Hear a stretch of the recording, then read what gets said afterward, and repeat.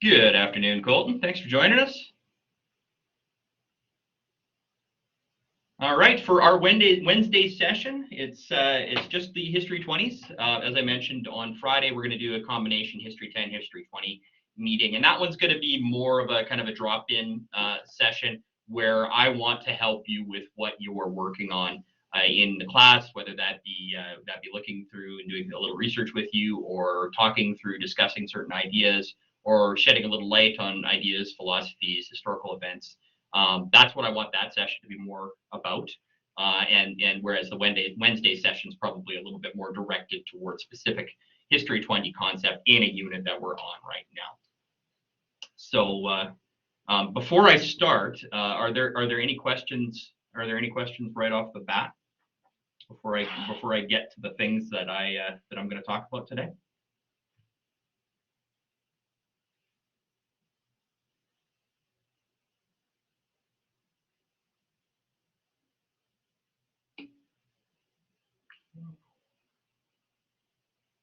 By all means, if there's ever a question about what I'm talking about, or an assignment, or anything in general, just throw it in the chat window, and I'll get a message, and I'll stop and address it as quickly as I can. So just a little some housekeeping items.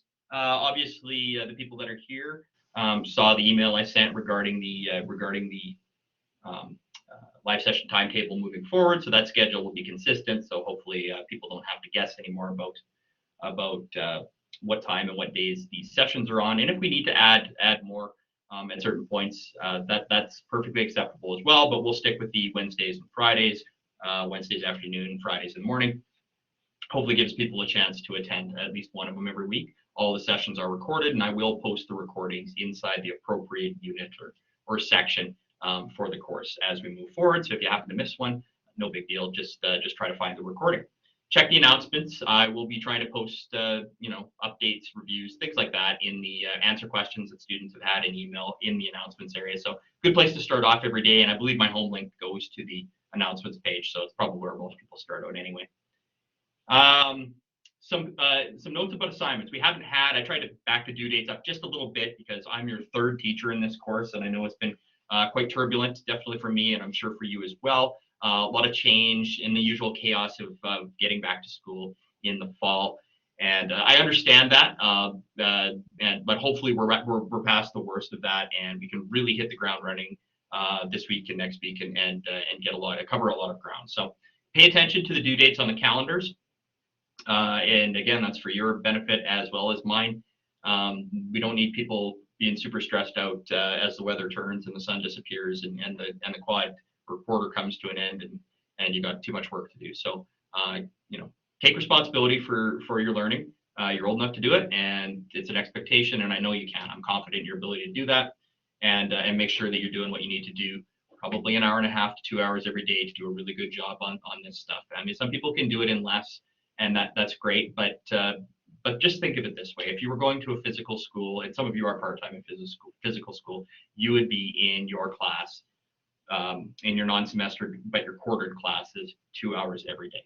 Every day you would be 2 hours. So really you should be doing the same thing at home, at least an hour and a half. And if you can do a good job in less time than that, that's great. I'm happy for you. But don't sell yourself short by not looking at things all week and then trying to hammer out a bunch of work on Sunday night, and it's not going to work for you. And I want you all to graduate on time. I want you to get your History 20 credit because you need it for History 30, which you need to graduate. So or Canadian Studies 30. So make sure you're doing what you're doing. And if you feel like you've kind of gotten into a bit of a rut, or it's taking longer to do something than you think it should, or you don't understand something, despite doing some research and going over the resources and whatnot, you got to let me know so that I can help you. Don't leave it till the end of the ed quarter. Okay, so that's kind of general housekeeping. Specific housekeeping, I've marked most of the assignments that have come into me so far, and one of those was quite a simple timeline, top 10 kind of ideal, where you're supposed to look back about 100 years to 120 years. Pick 10 moments in history that you thought were particularly important, and they were, like all sorts of options as to what realm this could be in. And you know what I found, and I don't know if this was for my benefit or if these are generally legitimately areas of interest. People tended to pick things that were like the most globally significant events, not necessarily personally significant events, and that's okay. It certainly fit the assignment. But I was actually, to be honest with you, I was expecting to see events that were maybe closer to people's interests, because I'm not naive enough to believe that everybody is that interested in the Austro-Hungarian War, World War I, and World War II, and the JFK assassination and whatnot. I was kind of expecting something a little bit more along a specific area of interest. I'm a football fan, so as a football fan, these are the 10 things that I thought were the most important, and here's why. And I kind of got, for most people, I got, yeah, World War I and World War II and Kennedy and 9/11 and whatnot. It's not a bad thing. It's just not what I expected. In any case, I want you to be comfortable sharing things that are interesting to you, and not necessarily just writing to what you think I want to hear. As long as you can demonstrate the learning and the ideas behind it, and you can justify with evidence the points that you're trying to make, and that those points match what's in the assignment, try to be you. Okay.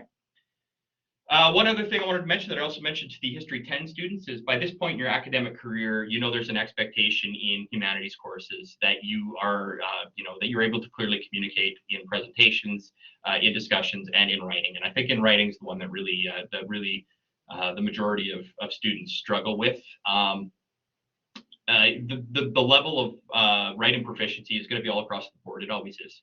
And some people are just naturally good writers and work hard at it. Some people struggle but work really hard at it and turn into good writers. Some people really struggle with it due to learning disabilities, or just sort of the way people are, born, right? So everybody's kind of got a different starting point, a different ending point. So I know that this is not a steady, stable, consistent thing with every student. But in general, we need to improve the way that we communicate in written form. And we've asked specifically for essays in several of these assignments, and there will be an expectation that you follow a certain format. I believe Chicago is the one we picked. I will provide some resources for formatting, specifically, the margins and the alignment, and if there's a thing like title page spacing and how you cite your resources or your sources cited, how you make your endnotes, things like that. Those are marks that don't need to be lost, because you can really just follow the recipe. But also organizing your thoughts, making bullet points, separating them out into the areas within an essay or within a report. So you've got a concise but a meaningful introduction, and that you've got body paragraphs that support your main ideas, and that your conclusion both kind of wraps things up and applies things applies specific ideas in your essay to society in general, because that's what we want to do in history. Is we want to demonstrate that we understand what happened, and also the ideas that led to these events or these significant time periods in history. But most importantly, how do we use it moving forward, and what can we take from it? And what comparisons can we make with what we have now and where we want to be, or where we're headed in the future? So those things are important to me, and I think those things are important to all of your humanities teachers. And it's a really, really valuable skill to be able to clearly communicate in writing, and to consistently improve your ability to do that. And you're going to need it for the rest of your high school classes, particularly in the humanities. Definitely, if you're planning on going to post-secondary, you need to have these skills, and they need to be hammered in now. And you need to be working on them and significantly improving in high school, so that when you get to post-secondary, if that's your route, that you're not completely overwhelmed in your first semester. That goes for technical schools, that goes for universities and colleges and whatnot. And just about anywhere that you work, if you're not thinking about post-secondary, you still need to be able to write. You still need to be able to communicate your ideas clearly. And some days I'm better at it than others, but in general, I've worked hard on my writing, and it's really improved the way I organize my thoughts. It's also improved the way that I communicate. So just from personal experience, it's a very valuable skill. And if it doesn't come naturally to you, that's unfortunate, but I still recommend that you work on it, and you do the best you can to continually improve those. So that's sort of general about writing, a general thought on writing essays and the non-bullet point kind of assignments that we have. Another thing that I wanted to touch on from the first couple things I've marked is that make sure you're paying attention to the denominator. And that, what I mean that is, what is this out of? If there's an assignment or a question that's worth a certain amount of marks, and it's laid out for you that way in the assignment, you need to modify, or you need to construct your answer in a way that it sort of validates those points. And I guess a simple way of thinking about it is if it's a 4-mark question, you've got to give me 4 good points. I had some, and I was more thinking about the History 10, some of the History 10 stuff I've marked lately, but I'll have a question worth 4 marks, or questions that are worth 4 marks each, and people will be writing, 1 or 2 word names, or an idea, or a fragment of an idea, and you've got to not do that at this point. You've got to explain yourself. You've got to back up opinions and back up viewpoints with evidence, with arguments, with resource, with logic, with reason. There's many different ways to get your point across and explain it to me. Don't expect that you can write down John Locke and that I will automatically assume that what Locke's philosophy was and how it applied to how it might have applied to like a feudal era, or how it might have applied to a Renaissance Renaissance period, or the social and political views of the time. I'm not assuming that. I don't know what you know unless you somehow express it to me through your writing or through a presentation or whatnot. And in order to do that, you've got to convince me. And in order to convince me, you've got to provide some rationale and additional information that shows you've gone and done the learning, you've done the research, you've read up on this, you've watched the videos, or whatever the learning resource is. If it's a 4-mark question, give yourself a shot at 4 out of 4 by giving me 4 good points. And I always try to look for the best in what you submit to me, but I can't guess. I can't just assume because you wrote down a name that you understand what the connection is between a name and an idea, or between an idea and another situation. You've got to spell it out to a certain degree so that it's rational and it's backed up. So in general, look at the denominators for assignments, look at what they're out of, and if it's out of 10, make sure you've given me 10 good points. Look inside and read the assignments carefully, because oftentimes there'll be 5 questions, but they'll be worth different marks, right? So if one question's worth 2 marks and another question's worth 5 marks, that's my way of telling you that this is a minor point, the one with 2 marks, and the one with 5 needs to be explained a little further, because it's probably a more important concept, or there's more connections to make. So do yourself a favor, read the assignments over carefully, look at the denominators, look at the questions and the bullet points and things that are on the assignments carefully, because they're usually designed to try to take you kind of through the thing from the top to the bottom, giving you the best opportunity to provide me with evidence of your learning, which is essentially how a grade is assigned in this course. And I want all of you to meet your goals with regarding to your mark, whether that goal is to just earn a credit and sort of get through the class because history is not your thing. That's fine. That's your choice. I respect you as young adults, and I respect that you're at a point in your life where you need to be making decisions for yourself. And if that's an area that you're not interested in, you kind of just want to do it so you get on to the next best thing, that's okay. Okay, we all have things in our life that we maybe not all that interested in, but we do them to get to the things we love. That's part of life. Okay. So I do understand that viewpoint. So if that's your goal, just to get a credit and move forward and get on to other things that you're more interested in, I understand. There's going to be other people that were kind of in the middle, and maybe they find that, they really enjoy what they're learning about, or never thought about history this way before, and now it's really interesting. And there might be people who are like, I thought I might like it, but it's not really my bag. That's fine too. And then there's going to be people who really enjoy it, or really enjoy the process of writing papers and making arguments and backing things up and providing logic and are just a general love of history and what we can learn from it. And that's great too. So your goal in this class may be a mark that goes from, I passed to I won 100%. And that's great. Everybody has their own goals. I want you to meet your goal, and I want to help you accomplish your goal, but I can't do the work for you. I can't guess about what you know. All I can do is give you feedback on what you provide to me and try to encourage you and support you in finding and using resources at your disposal to demonstrate your learning. Okay, that was pretty general as well. Where are we in this class? Some people really had trouble getting registered and finding things. I'm going to share my screen with you, and I'm just going to kind of bounce through where we are timeline-wise and sort of expectations moving forward. With regard to the due dates, I didn't have a whole lot of stuff due in the first 2 weeks of the course, just because I knew we'd have to get up and get going. What that means, unfortunately, is that you probably got a bunch of relatively major stuff coming up, and you're going to have to make sure you're dedicating that hour and a half to 2 hours a day, preparing, doing the learning, and then also preparing ways that you're going to justify your learning, whether that be through assignments or presentations or what have you. So you can see my screen now. This is the introductory area. I believe everybody's been through that and handed in what they need to hand in. Okay, so our primary starting point is it's called about 1900 and the events leading into World War I.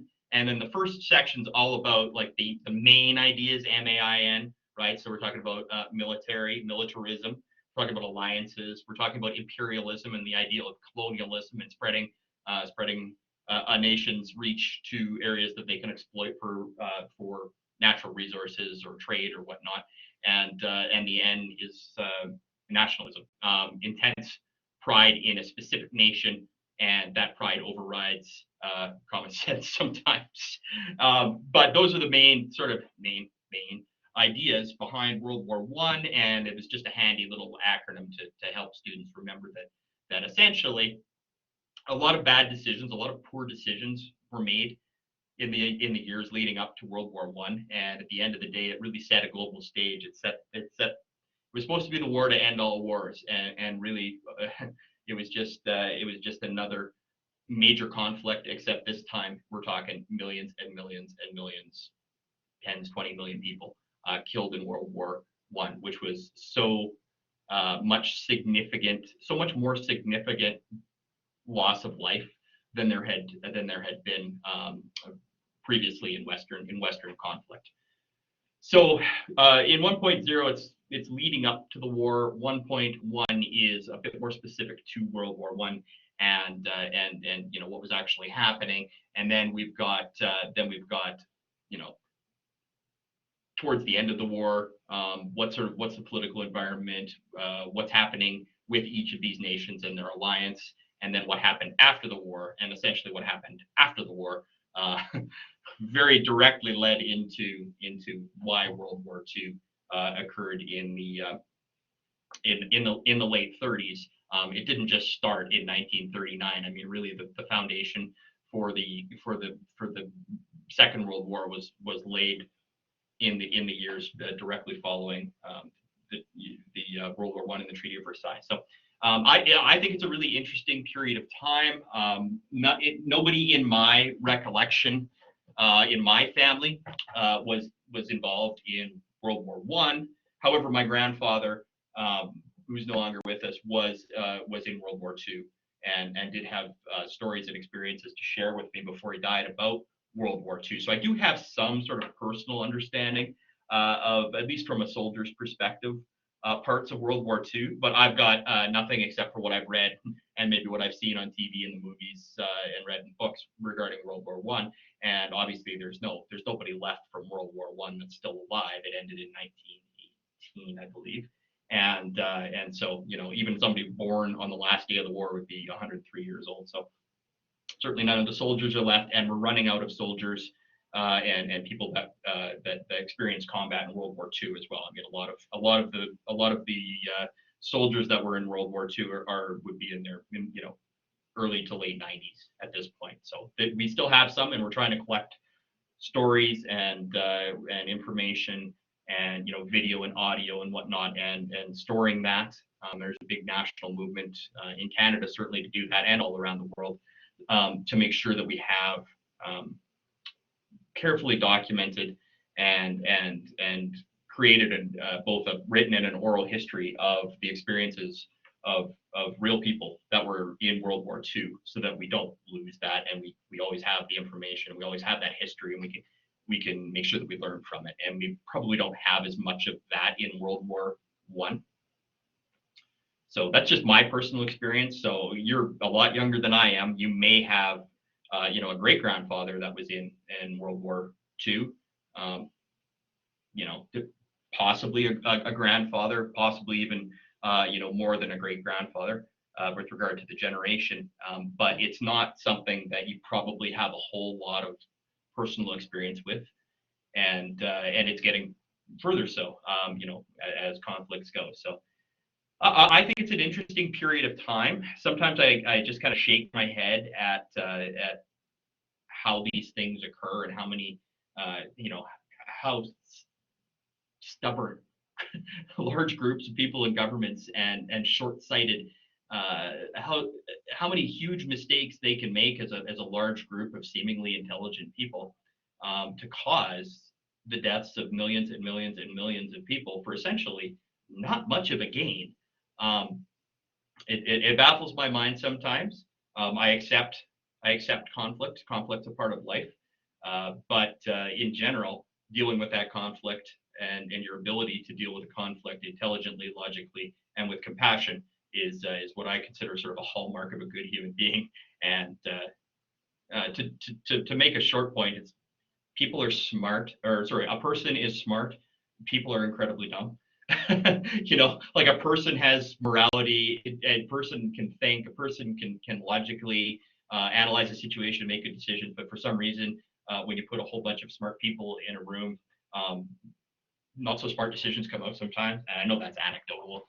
It's not something to back up with science or whatnot. But when you see major global events like this and things in history that probably just didn't need to happen, I can't help but think about it sometimes. Okay, so what I was planning on doing was kind of going through a bit more on the, let's say, the causes of World War I and the very beginning.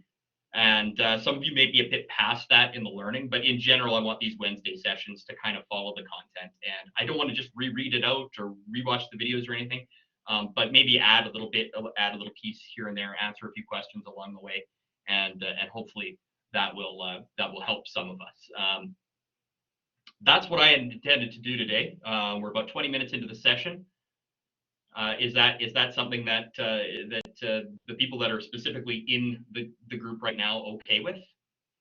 Or if they, if you've got something else you want to talk about or something else that you have questions about, certainly happy to do that. But that's where I had planned to go today. Is essentially a review of 1.0 and maybe talk a little bit about the assignments for each.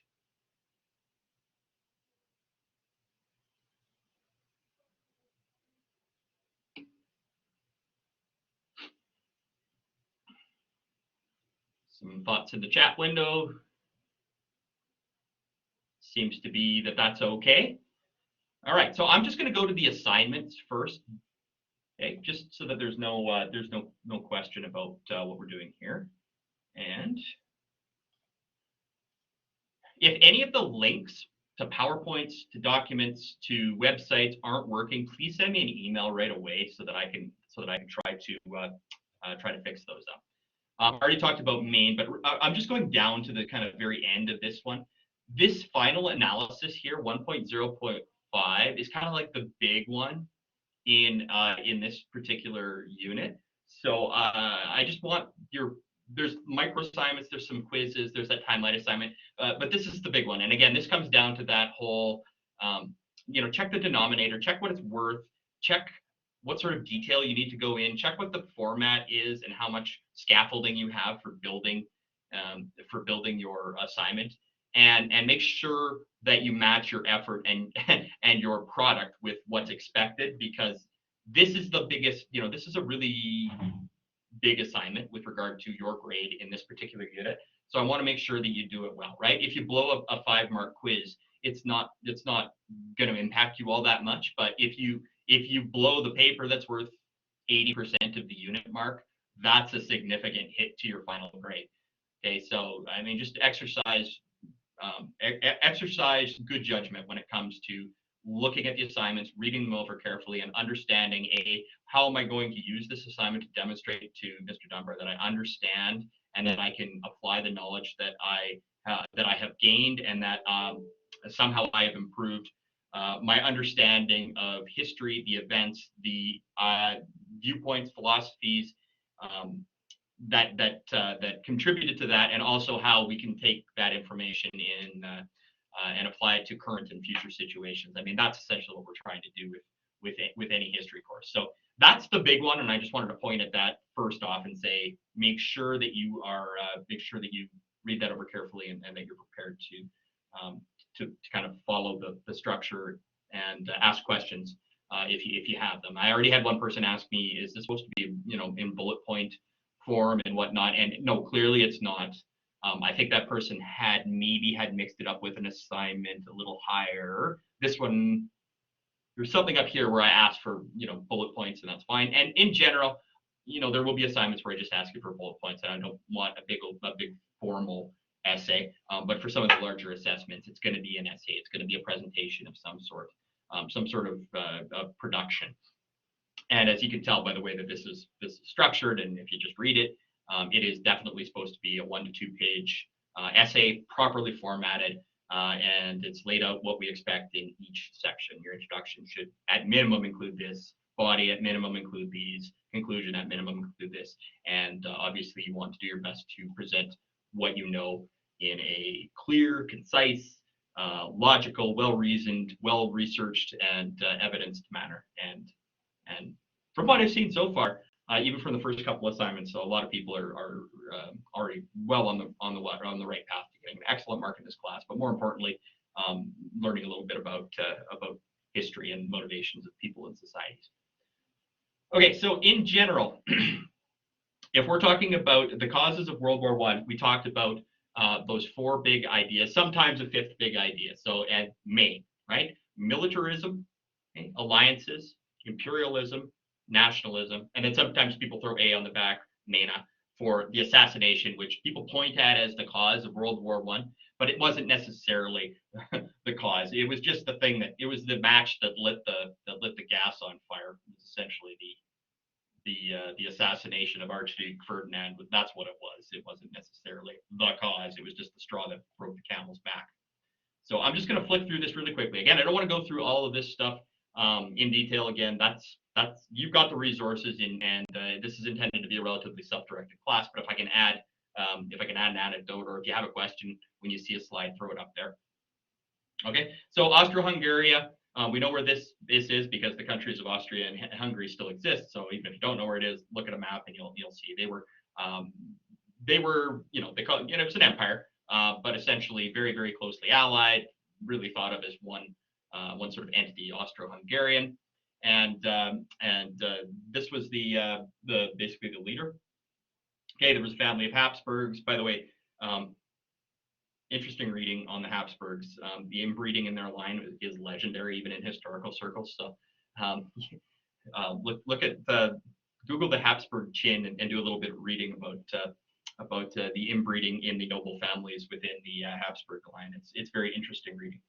Anyway, Germany is a neighbor to Austria, and then Hungary is on the other side. But Austria and Hungary are always very close, and because they bordered Germany, they typically had strong relations with them as well. Franz Joseph's leader of is leader of Austro-Hungarian Empire, and there's Germany right there, by the way. And his son, Franz Ferdinand, which is the name of a band, but also is the name of the Archduke that got killed, was going to be the next king ruler, whatever of Austro-Hungary. And so he was an important person already, but was going to be a very important person in the future. And the main area where this combat was, or where this whole kerfuffle started, was in Serbia and Bosnia-Herzegovina. And essentially, the Serbs were somewhat connected to the Russians, but not really part of a Russian empire or something like that. So sort of backed by Russia, but they wanted to be independent. And Bosnia-Herzegovina, same thing. And there was always tension in this area as well as this area, because at this point in human history, nations were looking to spread out as much as they could.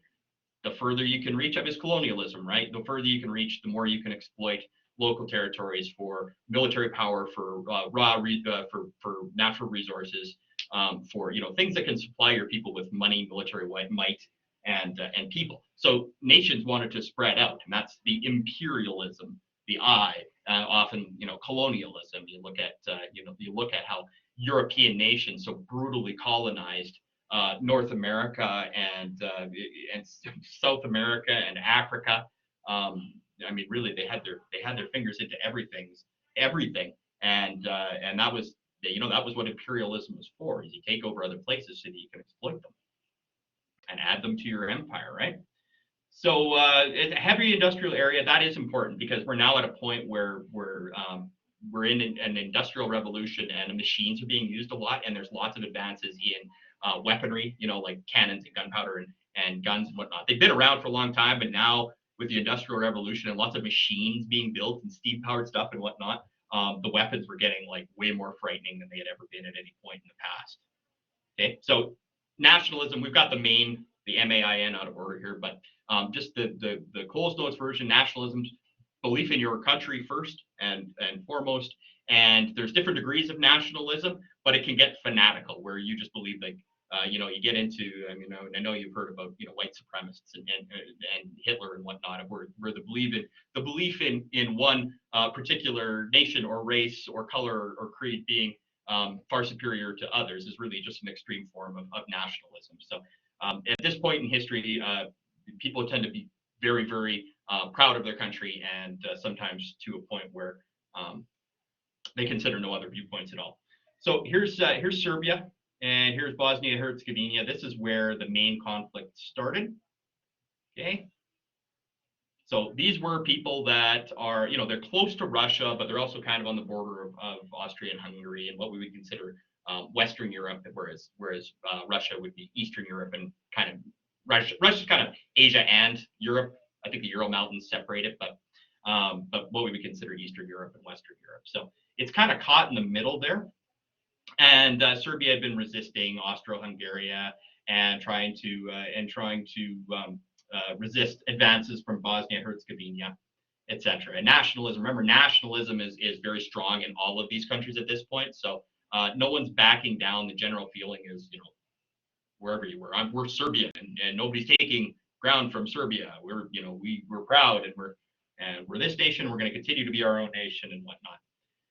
Okay, so there's a lot of politics in play here. There's a lot of fear and whatnot, and it just made the whole region really unstable. And then there's Russia. Russia, even back then, huge landmass, lots, millions and millions and millions of people, huge population, lots of natural resources, but kind of underdeveloped, not that sophisticated technologically. So much ground to cover, very difficult to transport people. Weather's terrible, so transporting troops and stuff in the middle of winter through northern Russia. There's a mountain range in the middle, so like Russia had lots of good things going forward as far as potential, economic potential, political, military potential, but it also had lots of trouble. And so it was referred to kind of as a slumbering giant because there was a lot of potential there, but it hadn't been a whole lot of expansion. And from Russia, they weren't really a colonial power. They didn't try really to take over Western Europe or Africa or South America or anything. They were just kind of there doing their own thing. And but it was still a huge country with lots of people and lots of resources. Anyway, trouble's brewing on their border, and there is the Russian Empire, but like. This is the Spain and Portugal over here. These are the borders. So, technically they referred to it as the Russian Empire, but a lot of this had been sort of in that realm for a long time. They didn't expand as much during the colonial era as many of the other nations did. And anyway, so they've got lots of people. They've got a huge army, okay, huge population. They could pull from their peasant class a lot of soldiers if they needed to. If they really needed to, and millions, we're talking like 6 to 10 million people available in Russia to fight, which was significant population compared to what other countries could field for a military. And they always had the idea that if they needed to, they could just pure, manpower and overwhelm other armies because they were that much bigger than them. Okay, the weaknesses I already sort of talk about. There wasn't a whole lot of education or literacy. Their industrialization came late, so they were way behind when it came to making good machines and using machines to make better weapons and make better methods of production for their economy and stuff like that. They were way behind. Weather was cold. It was hard to transport troops and materials. There's mountains in the way, so the geography was kind of a thing, and the cold winters and whatnot. So, and this part is huge too, because it wasn't really a big focus on education. There was often a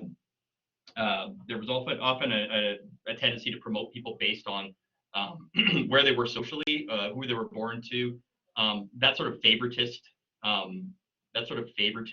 rule, and promotion, as opposed to promoting people for learning, being educated, working hard, things like that. They tended to promote people because of, this was your dad and mom, and or you have more money or whatnot. So that's generally not a good way to develop strong leadership. Okay, Germany has always been a force, no matter if you consider them under the name Germany or Germanic or Ottoman or whatnot. They'd always been at the cutting edge of technology and industrial revolution, and they had lots of natural resources, and they developed lots of good ways to refine those natural resources and make products and trade products and whatnot. So Germany had always been very, very kind of strong, through most of sort of middle history, and they were still strong. They were still strong. So the Bismarck, there's the Bismarck, Wilhelm, Wilhelm the First, and he was considered an emperor, had a lot of control. Probably wasn't as much democracy in that area as there should have been, but in general, Germany quite successful.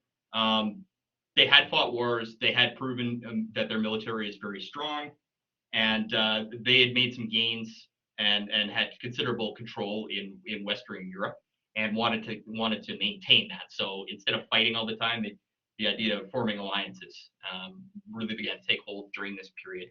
And it's just the idea that as a collective, nations are better prepared to protect themselves and their members from other groups. There's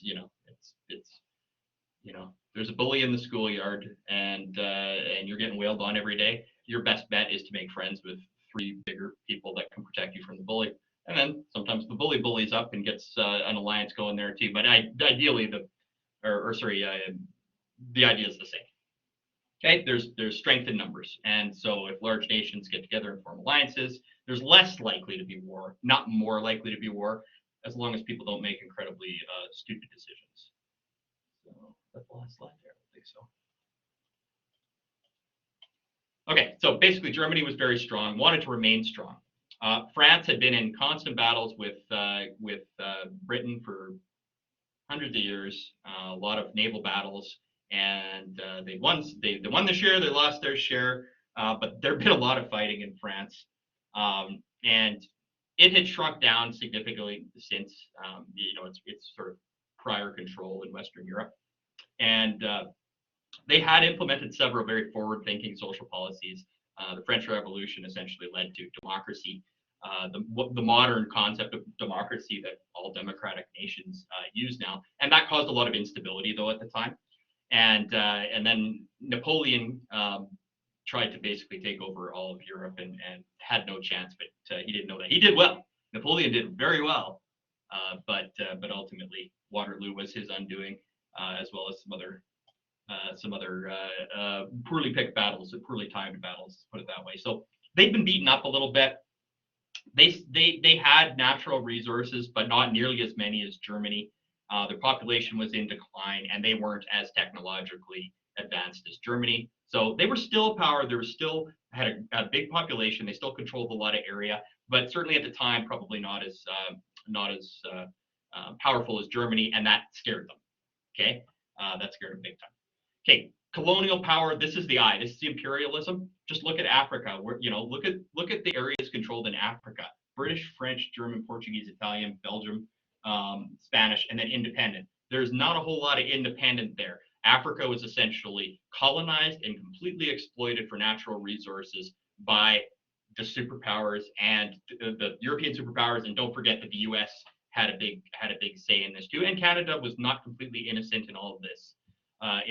As well. But that, the idea of colonialism and spreading the reach of your nation in order to exploit resources, gain trade routes, basically make more money, get more people, become a more powerful nation. This was the big idea at the time, was imperialism.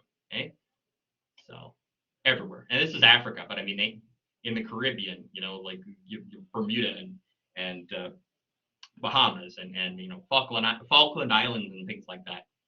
All over the world, trying to colonial.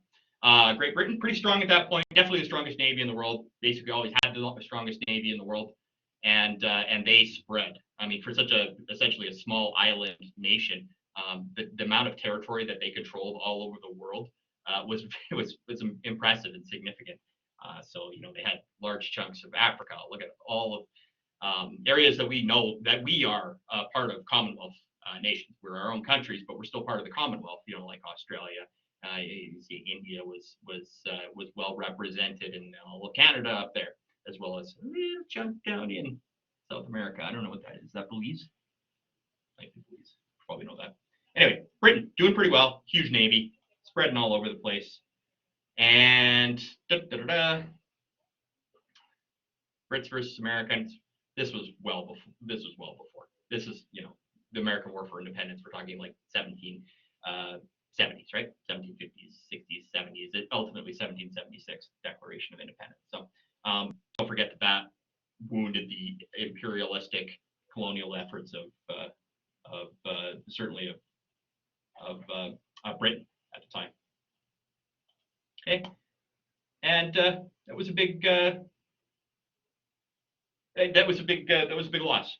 Because a lot of people, a lot of raw materials, a lot of access to materials that you couldn't necessarily get in Western Europe.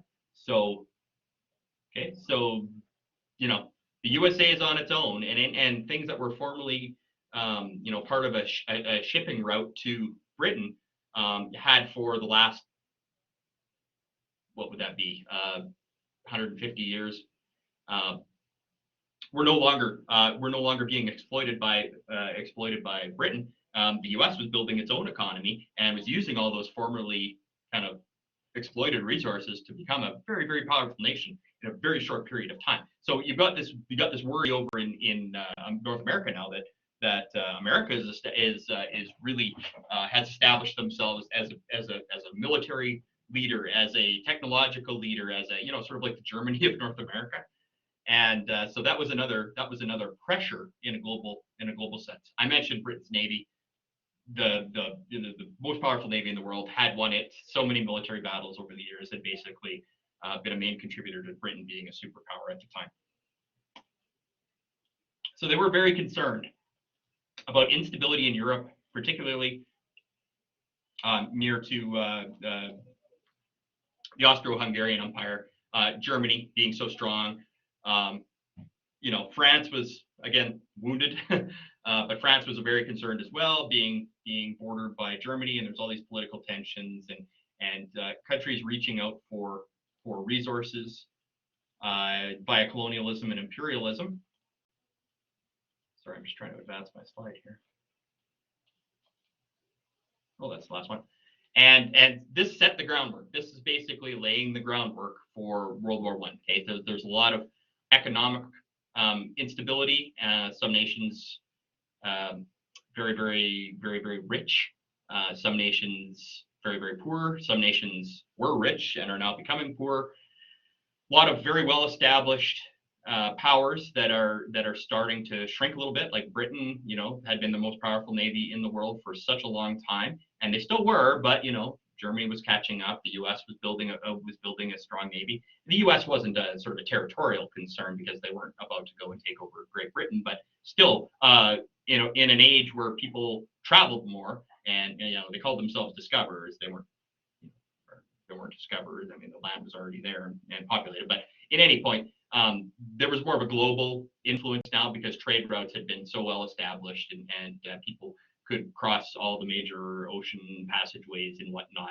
Things that had just weren't commonly done 200, 300, 400 years prior. So you had to think of when you were building a nation, you really had to think globally. Your colonial powers were looking all over the world to exploit nations and bring the wealth back home and keep as big a territory as again. So you had to be concerned about places and nations all over the world. You didn't just worry about your neighbors like you used to in sort of 200 or 300 years earlier. You wouldn't worry about what was going on half a world away. You're worried about all of these other nations right on your back doorstep. Now you had to worry about them as well as other nations because it was such a strong period of nationalism and the idea that we need to spread our nation. So, the imperialistic and colonialization of whatever we could colonialize, nations had those attitudes. So that those were both major contributors to political instability at the time. All right, 247. I'll go through this really, really quickly here. Again, it was supposed to be the war to end all wars. It was the first really global war, and it didn't need to happen. It really didn't need to happen, and I don't know that a whole lot of, at the end of the day, good came out of it, even for the nations who technically won. And certainly, it laid the groundwork for World War II as well. All right, so we discussed what the sort of main ideas were. Nations were very militant. I think they had strong militaries, either the army or navy or both. We talked about imperialism and nationalism, colonialism, imperialism, sort of same idea, nationalism. We didn't talk about alliances, and that's sort of the more formal and detailed things. Okay, so with the bully idea, nations surrounded themselves. They were trying to carve up the world so that they could exploit wealth wherever they could. Wealth and resources. Here's all the empires. I mean, you can review that. So we talked about imperialism already. I don't think I need to go over that anymore. Okay. Germany was starting to branch out a little bit. It was typically France and Spain and England that were colonializing a lot. And Germany was getting more powerful and was starting to reach out a little bit into Africa. And well, more than a little bit into Africa, and obviously France and England didn't like that, and so there was a lot of political instability there. Okay, so there's strength in numbers. Britain, France are doing, Britain's doing reasonably well. France is a bit wounded. Russia's huge and has lots of resources. Those three countries formed a military alliance they called it the Triple Entente. Which is a French word, and and on the other side, Austro-Hungary, which remember had this conflict brewing in Serbia and Bosnia-Herzegovina.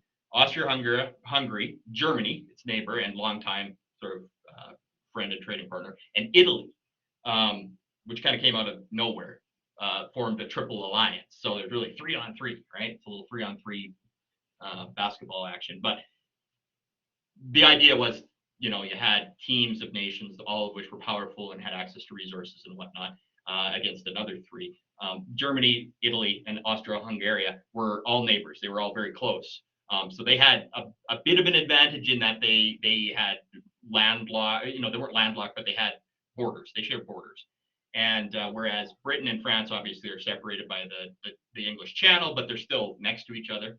And Russia's completely on the other side, right? It's on the eastern side. So that, that could be an advantage. That could be a disadvantage. Sometimes it played out to be both. Okay, so there's the Allies. There's Britain, there's France, and there's Germany, Austro-Hungary, and Italy. See how they're all connected. And then Russia's way over here, and that's a long ways. And see how big Russia is compared to the other ones. All right, so we talked about militarism and the idea that you have to build up your military to protect your country, to protect your natural resources, to protect your colonies, and part of that, a big part of that, particularly for the British, was their shipbuilding. They had the strongest navy in the world, twice as strong as any other navy for long time. But now with Germany becoming, so strong with their industry and the industrial revolution and their technology advancing, they're building weaponry, they're building ships, they're building, they're using metal, they're metalsmithing, they have access to raw materials, iron and whatnot, and they're starting to really come along when it comes to building machines of war, including boats, and that scared the crap out of Great Britain, right? It also scared the crap out of France because they were right next door, and they knew that the Germans were looking to expand their territory. So if you're France, if you're a little bit wounded, and you've been a superpower, but after Napoleon was exiled, you're now in a bit of a downturn, and then all of a sudden you got Germany right here, who's looking rich and got a lot of people, and they're building really big war machines and got a big army. You're terrified and looking to expand.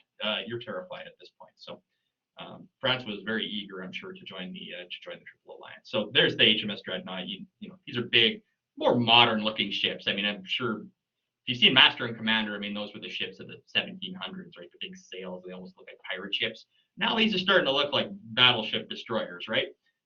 So it's definitely a new time, and they were driven by steam and propeller, not by wind and things like that. So military weaponry and technology really, really advancing at this point. We talked about how nationalism was such a a growing ideal in all of these larger nations, but also in smaller nations, right? So we're talking about Serbia. Serbia wants to be their own thing. They're kind of loosely, related to Russia, and they had good, were on good terms with Russia. Didn't want any part of the Austro-Hungarian occupation. Leave us alone was basically their idea. And there's always been conflict in the area. There always will be, I think. But Russia was basically like, hey, leave them alone, and Austria didn't. So again, the spark. Franz Ferdinand, who would have been probably the Emperor Bismarck, or not Bismarck, Emperor or leader of Austro-Hungary at some point.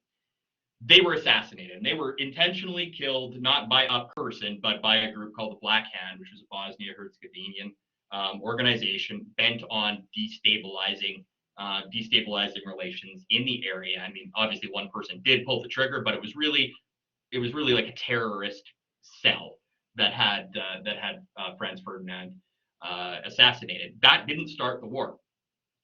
Okay, that didn't start the war. It wasn't like there's the Black Hand right there. That wasn't the start to the war. What really started the war was after Franz Ferdinand was killed. Austro-Hungary gave the Serbian government or the Serbian leadership a list of 10 things that they demanded immediately. That if you don't do all 10 of these things exactly the way that we want you to do them, we're going to war. And actually, most of them Serbia was willing to do, but there was one that they weren't willing to do. They were not willing to let an Austro-Hungarian justice official or judge or something come in and investigate and prosecute and basically solve the case of the assassination of Franz Ferdinand. They were not going to have that. And they had many reasons to do it for that. But that was the one that they said, we're not bending on this one. We'll do these other 6 or 7, and we'll talk about these other 2, but we're not doing this one. And basically, Austria-Hungary just said, nope, we're going to war right now. So it wasn't right after the assassination, but they were given a list of demands, an ultimatum, if you've heard that word. They were given an ultimatum to do all these 10 things right away, and they wouldn't do it, specifically one of them. And then the next day, they were essentially at war. Now things are rolling. Look at the dominoes starting to fall, right? Austro-Hungary invades Serbia. When they invade Serbia, Russia says, no, you don't. They're coming to our defense. Germany says, well, if Austria is going to war, I'm going to war too. Britain and France said, hey, you attacked our ally, Serbia, through Russia. We're with the Russians, so we're in this war too. And then a month is all it took to get 30 million people, not killed, but 30 million people essentially going to war. And as we all know, by the end of the war, how many, 10 plus million people died, I believe, in World War I. So all of these political instabilities, I mean, people like to say, how was World War I started? Well, the assassination of Franz Ferdinand. Not really. That's just the final straw that broke the camel's back or pushed the first domino over. It was all of these other, main ideas that really caused it. The idea of advancing a nation beyond its boundaries, exploiting other nations, and establishing a larger reach and getting raw materials and people and military opportunities via colonialism, weaponry, military becoming bigger and stronger, and using technology in the military that had really not been used to that extent before, and an overwhelming sense of nationalism in most of these nations, and the inability to compromise any part of a nationalist or collective vision.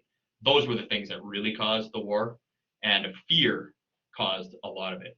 Fear of being invaded, fear of having our colonial reach reduced, fear of losing resources, and all of those things combined together to just make this huge powder cake that was going to blow up sometime.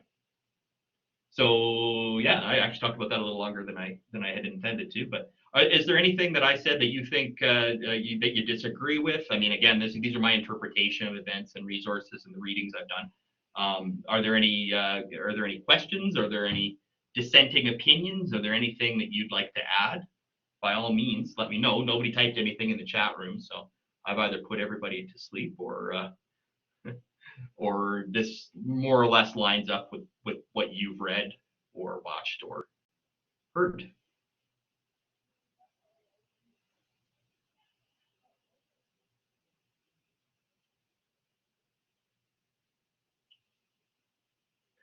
So for the next time, I'll try and be a bit more concise. I know I probably went a little too deep and dwelled on certain areas for a bit too long during this session. So I'll try to be a little more brief next time. Our Friday sessions, I still don't really know what those are going to look like. I know like we're going to team up with the History 10s, but you're doing different periods of time. You're doing different content. I want to treat that more as a support session where you can. I'll be there for assistance. You want help with a question or some research, or we need to look into something, or if you've got essentially bring anything that you want to discuss or work on to me, and I will be there, certainly ready, willing, and able to help.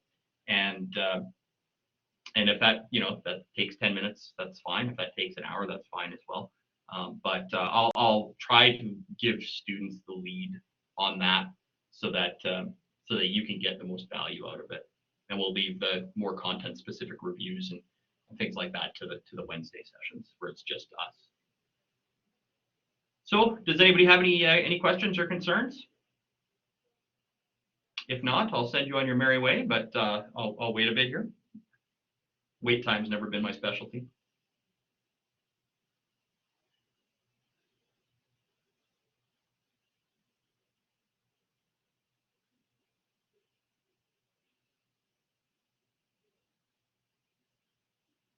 All right, everybody's good? In that case, have a wonderful rest of your afternoon. Sorry I was a bit long-winded today.